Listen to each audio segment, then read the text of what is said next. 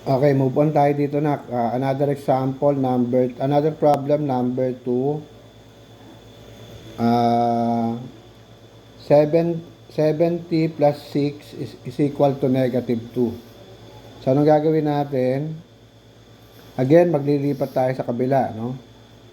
Katulad ng ginawa natin sa number 1, isasama natin magsasamahin natin yung similar. Diba? These are numbers, positive and negative. O sila yung dapat magkasama. So, kaya anong gagawin natin? We will transpose this one dito. Lilipat natin, no?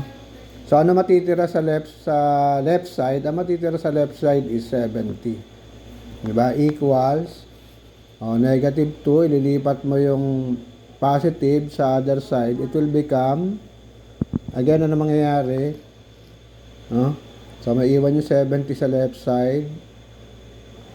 Yung positive 6, ililipat mo sa kabila. What will happen to the sign? Again, magbabago yung sign. Diba? So, from positive 6, what will become of positive 6? It will become negative 6. Yes mo? So, then continue again. 70 is equal to, ito, negative. Pwede mo siyang i-transform na ganito, di ba? Negative, when you are doing subtraction, you change the sign to addition and then change the sign of the second number. It will become plus negative 6. Okay?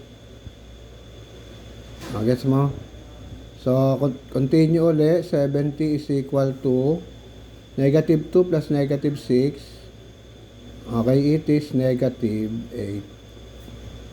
Again, no, ang hinahanap natin is t, hindi naman yung 70. So, what shall we do? Again, divide by 7 para maiwan yung t. Di ba? Mama? So, what will become of 7? Magiging 1. Ang matitira dito, t. Di ba? So, 8 divided by 7 cannot be. Negative 8 divided by 7 cannot be. So, as is na yon. Ito na yung sagot mo. Negative 8 over 7. Ha? Nakuha mo? Ha? Yung paano natin ginagawa. Ayan.